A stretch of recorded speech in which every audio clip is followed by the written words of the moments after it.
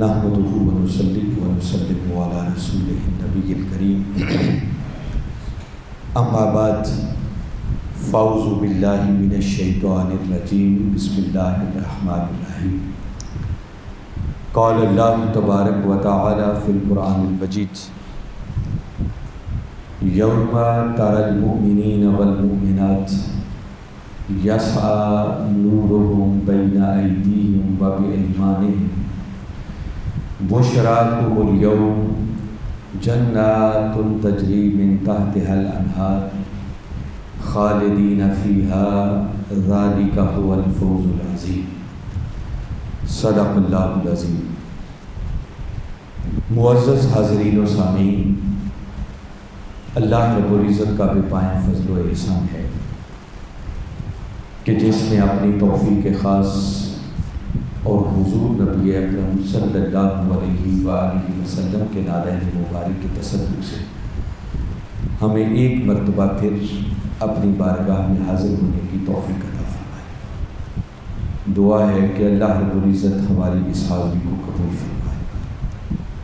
ہماری ایک سلسلہ وار گفتگو قرآن اور نور کے حوالے سے چل رہی تھی، جس پر قرآن ہماری یہ رہنمائی کرتا ہے کہ قیامت والے دن جو لوگ کامیابی سے ہمکنار ہوں گے، ان کی ایک پہچان یہ ہوگی اور بڑی علامت یہ ہوگی کہ قیامت والے دن وہ صاحبان نور ہوں گے۔ نور ان کے آگے آگے بھی دوڑ رہا ہوگا، ان کی داہنی جانب بھی دوڑ رہا ہوگا، ہر کسی کے حسب حال نور ہوگا، وہ نور کے حالوں میں جا رہے ہوں گے، حتیٰ کہ وہ خود سراپا نور بن چکے ہوں گے۔ ایسے لوگ بھی،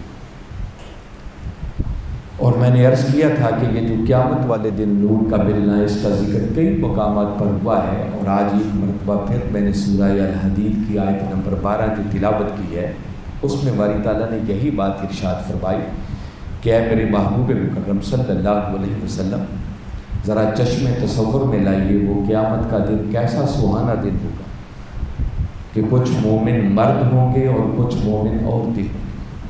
یوم تری المؤمنین والمؤمنات، کہ محبوب آپ تک رہے ہوں گے، آپ دیکھ رہے ہوں گے کہ کچھ مومن مرد ہوں گے، کچھ مومن عورتیں ہوں گی۔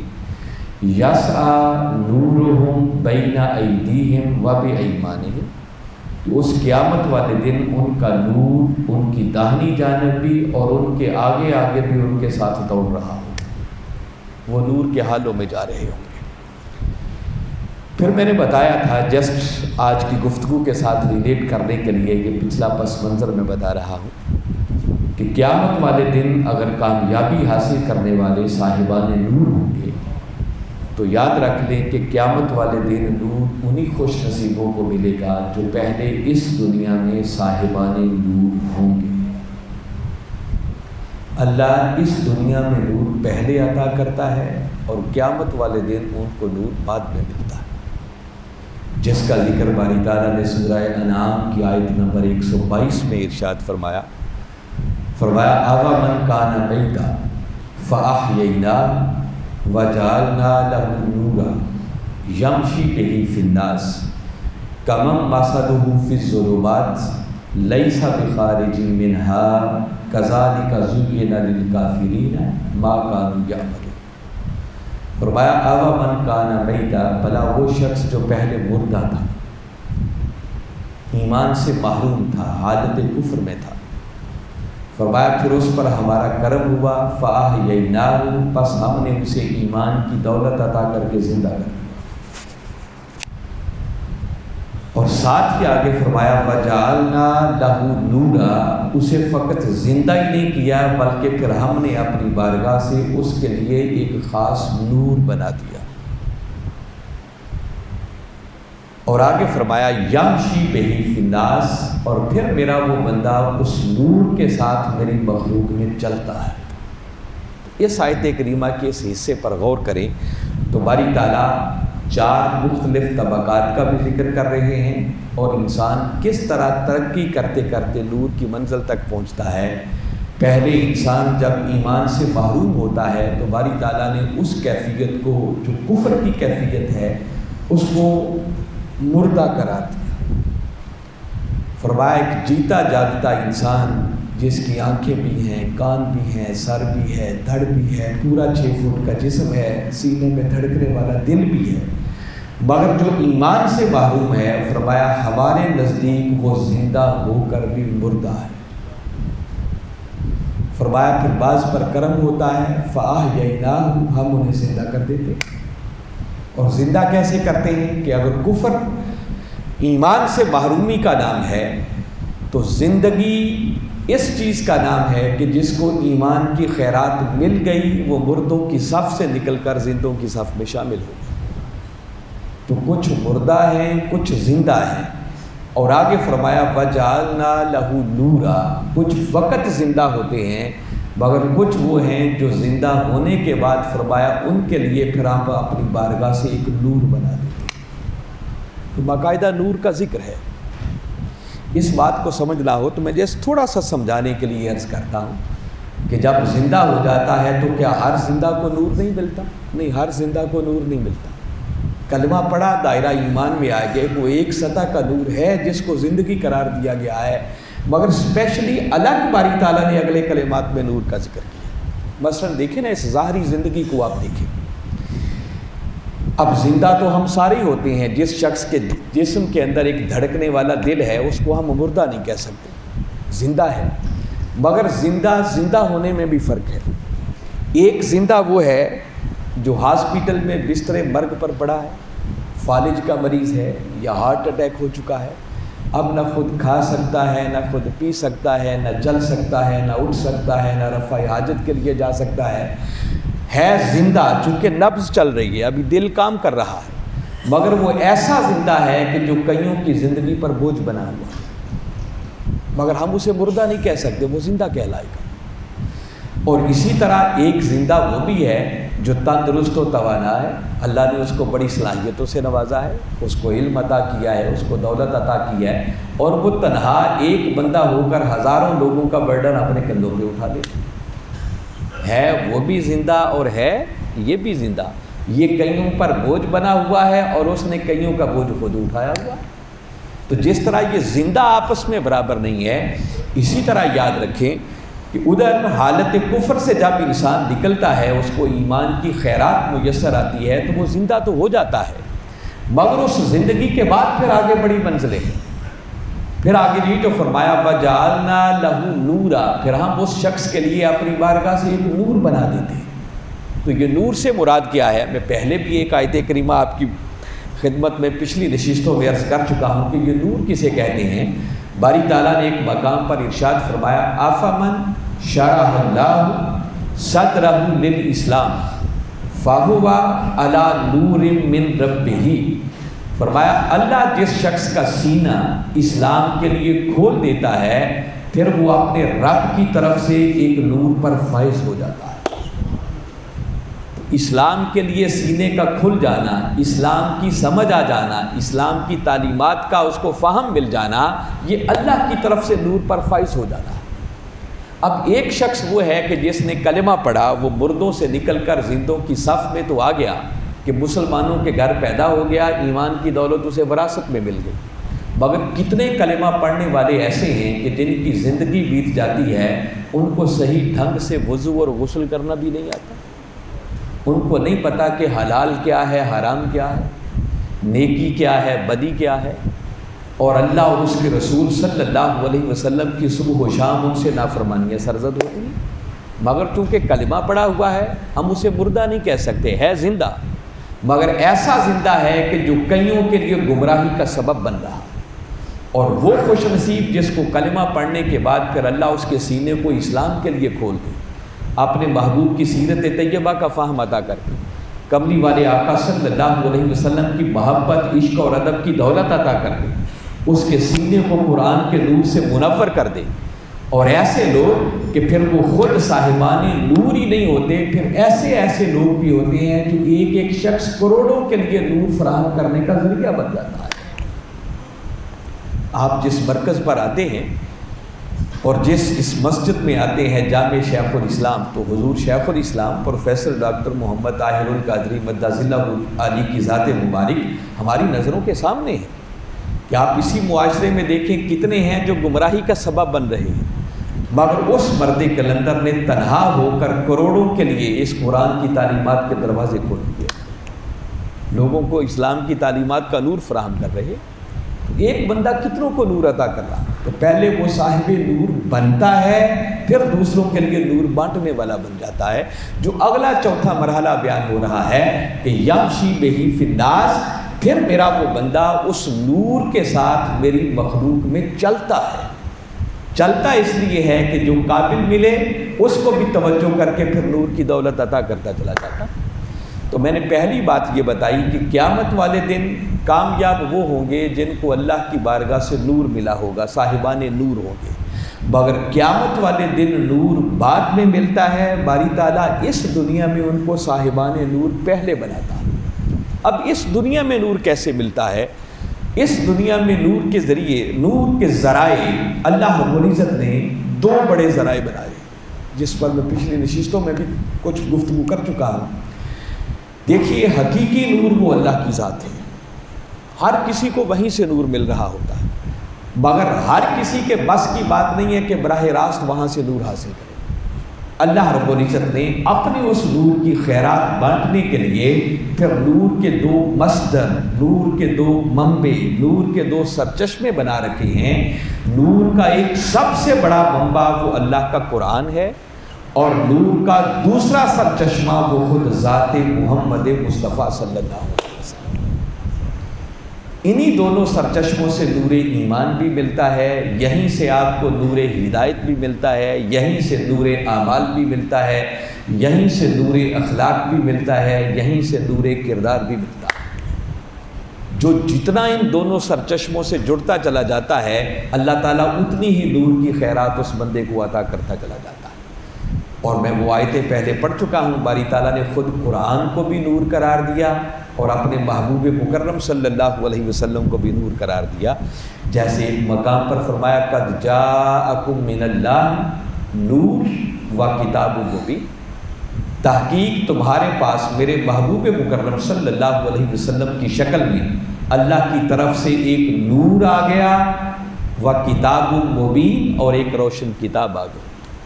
تو یہاں باری تعالیٰ نے اپنے محبوب مکرم کو نور قرار دیا، اور دوسرے مقام پر فرمایا یا ایھا الناس قد جاءکم برہان من ربکم وانزلنا الیکم نورا مبینا۔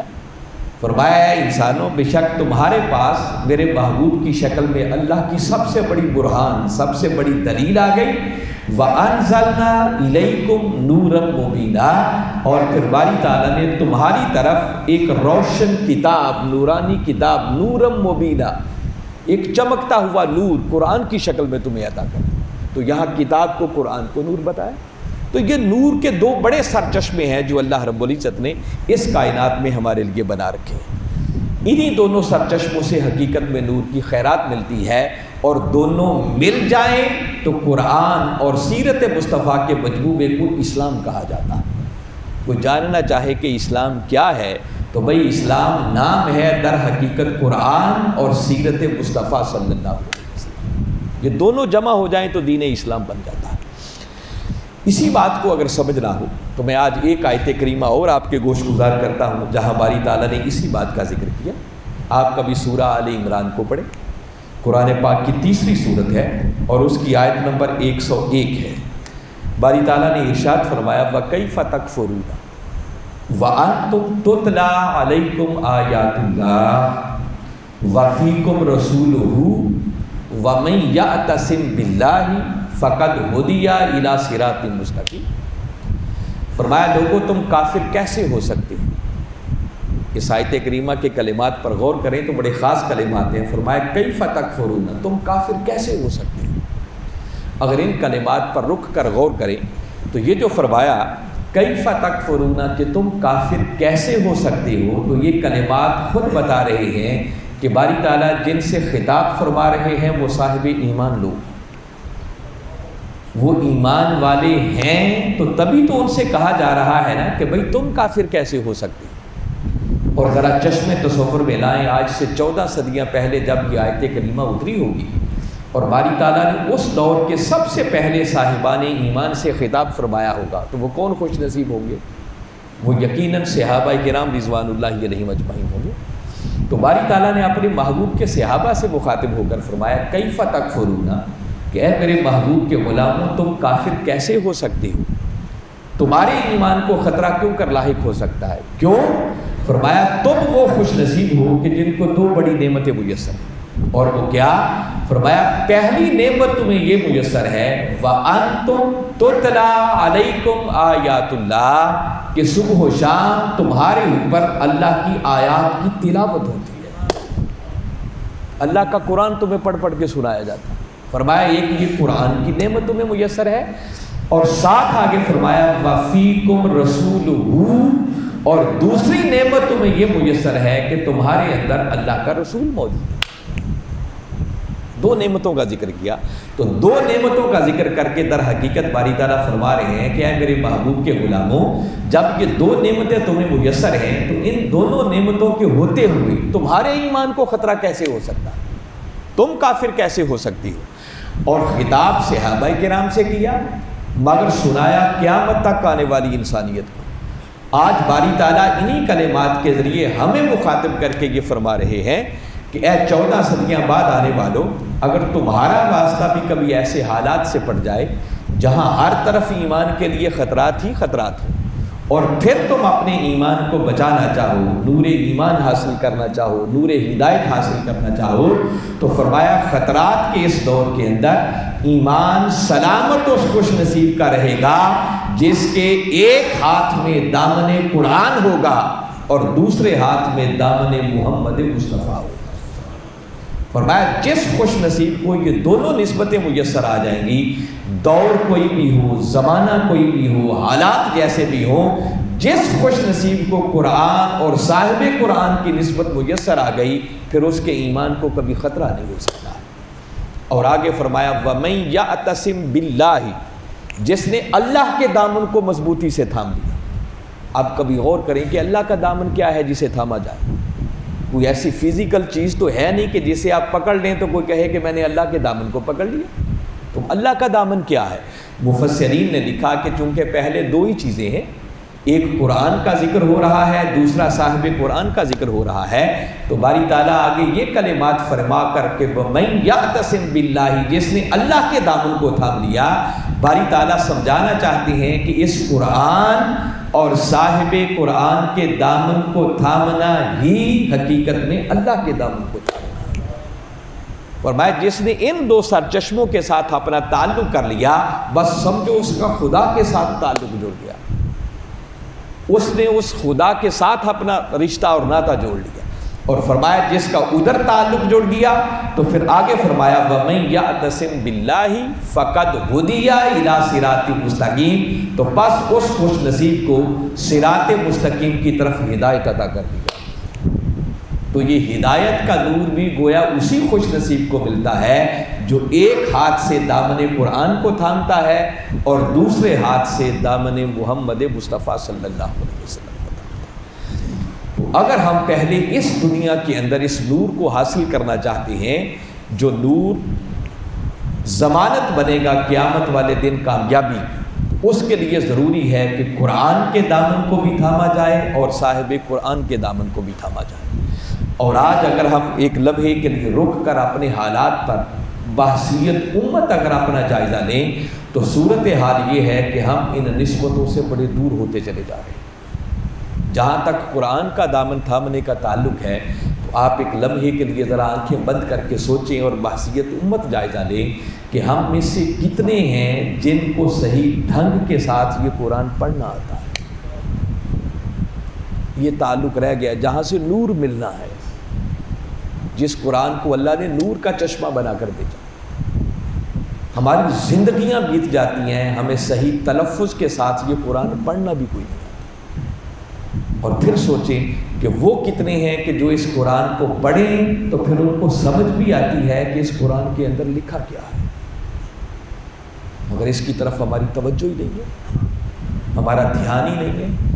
زیادہ سے زیادہ ہو تو ہم ثواب کے لیے، برکت کے لیے روز قرآن پڑھ لیتے ہیں، وہ بھی کسی پر کرم ہو جائے۔ مگر رک کر اس میں غور و فکر کرنے کی ہم نے کبھی زحمت ہی محسوس نہیں کی کہ یہ اللہ کا بھیجا ہوا ایک نور کا سرچشمہ ہے.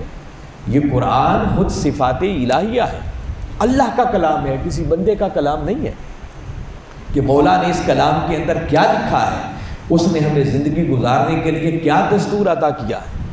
ہم نے کبھی اس میں غور و فکر کرنے کی زحمت ہی گوارا. تو سب سے پہلے ضروری ہے کہ اس قرآن کے ساتھ اپنا تعلق جوڑا جائے. اب میں اس کی تفصیل میں نہیں جاتا کہ رمضان المبارک میں بڑی تفصیل کے ساتھ کہ قرآن کے ساتھ کیسے تعلق جوڑا جاتا ہے، بڑی ان ڈیٹیل کے ساتھ میں نے جمعۃ الوداع پہ خطاب فرمایا تھا. میں صرف گن دیتا ہوں کہ اگر اس قرآن سے تعلق قائم کرنا ہے تو پہلا تقاضا یہ ہے کہ اس قرآن سے محبت والا تعلق قائم کیا جائے. قرآن نظروں کے سامنے آئے، دل میں ایک محبت کی کیفیت پیدا ہو جانی چاہیے. جس دن قرآن کی زیارت نصیب نہ ہو وہ ہمارا دن چین سے نہیں گزرنا چاہیے. جیسے محبوب کو دیکھ کر سکون ملتا ہے نا، ایسے قرآن کو دیکھ کے سکون ملنا چاہیے. یوں قرآن سے محبت ہونی چاہیے. کیوں محبت ہونی چاہیے؟ بس ایک سادہ سی بات بتاتا ہوں. قرآن سے محبت اس لیے ہونی چاہیے کہ بھئی یہ قرآن ہمارے دو محبوبوں کا کلام ہے. قرآن خود اللہ کا کلام بھی ہے اور خود کملی والے آقا صلی اللہ علیہ وسلم کا کلام بھی ہے. تو محبوب کے کلام سے بھی پیار ہوتا ہے. تو لہذا پہلا تقاضا ہے کہ اس قرآن سے محبت کریں. مگر محبت کے تقاضوں میں سے پھر پہلا تقاضا ادب ہے کہ ادب پہلا کرینہ ہے محبت کے کرینوں میں. پھر ضروری ہے کہ اس قرآن کا ادب کیا جائے. اور باری تعالیٰ نے خود قرآن پاک کے اندر اس قرآن کے آداب سکھائے. فرمایا لا یمسہ الا المطہرون، خبردار اسے ہاتھ بھی نہیں لگانا جب تک کہ تم طہارت حاصل نہ کرو. وَإِذَا قُرِئَ الْقُرْآنُ فَاسْتَمِعُوا لَهُ وَأَنصِتُوا، فرمایا جب قرآن کی تلاوت کی جا رہی ہو، قرآن پڑھا جا رہا ہو، درس قرآن ہو رہا ہو، تو پھر تم اسے غور سے سنا کرو اور خاموش رہا کرو. ادب اس کا بہت ضروری ہے.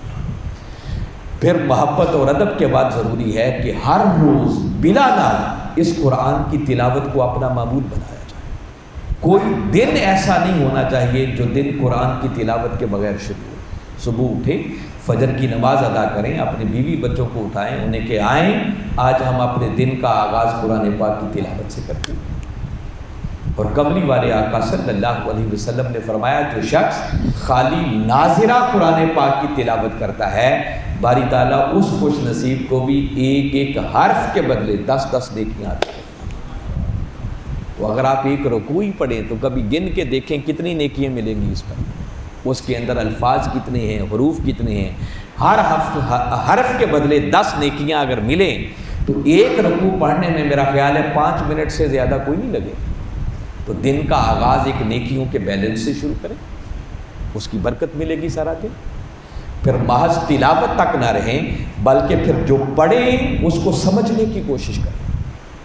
آپ نے محبت بھی کر لی، ادب بھی کر لیا، پڑھ بھی لیا، سن بھی لیا، اگر آپ کو سمجھ ہی نہ آئی کہ اس قرآن کے اندر لکھا کیا ہے تو قرآن کے پڑھنے کا حق ادا نہیں ہو سکتا. پھر رک کر غور کریں کہ جتنا قرآن کا حصہ میں پڑھ رہا ہوں یہاں باری تعالیٰ نے ہمیں تعلیم کیا دی ہے، احکامات کیا جاری فرمائے، اس نے زندگی گزارنے کا دستور کیا عطا کیا. وہ مولا خوش کس بات سے ہوتا ہے، ناراض کس بات سے ہوتا ہے. اور پھر جب سمجھ آ جائے تو اس قرآن سے تعلق جوڑنے کے لیے اگلا تقاضا یہ ہے کہ پھر جتنی سمجھ آ جائے اس پر عمل کیا جائے، اس کے مطابق خود کو بدلا جائے. اگر آپ نے محبت بھی کر لی، ادب بھی کر لیا، پڑھ بھی لیا، سن بھی لیا، سمجھ بھی لیا، تو اگر آپ نے عمل ہی نہ کیا تب بھی قرآن کی تلاوت کا حق ادا نہیں ہو سکتا. تو یہ قرآن جو نور کا پہلا سرچشمہ ہے، اس قرآن کے ساتھ تعلق قائم کرنے کے یہ بنیادی 6 تقاضے ہیں. جب تک ان تقاضوں کو پورا نہ کیا جائے تب تک قرآن کے اس چشمے سے، نور کے اس چشمے سے آپ کو نور کی خیرات نہیں مل سکتی. پہلے قرآن سے محبت، پھر اس کا ادب، پھر اس کی تلاوت، پھر اس کی سماعت، پھر اس کا عمل، اس پر عمل، اور پھر اس قرآن کے پیغام کو دیگر لوگوں تک پہنچایا جائے. قرآن کا ابلاغ، قرآن کی تعلیم دوسرے لوگوں تک پہنچانا، جتنی خود سمجھ آ جائے عمل کرنے کے بعد پھر اسے دوسرے لوگوں تک بھی پہنچایا جائے۔ تو یہ 6 وہ بنیادی تقاضے ہیں جن پر عمل کرنا ضروری ہے اگر ہم قرآن کی اس نورانی سرچشمے سے تعلق قائم کر کے نور کی خیرات حاصل کرنا چاہ رہے ہیں۔ پھر اسی طرح حاضرین مکرم، نور کا دوسرا سرچشمہ وہ تاجدار کائنات صلی اللہ علیہ وسلم کی ذات مبارک ہے۔ چونکہ آج ہم اس موضوع کو یہاں پر روکیں گے اور اس کے بعد پھر آگے ذی الحج کا مہینہ آ رہا ہے، اس مہینے کی مناسبت سے بھی کچھ باتیں آپ سے کرنا ضروری ہوگی، پھر آگے محرم کا مہینہ ہوگا، سفر کے مہینے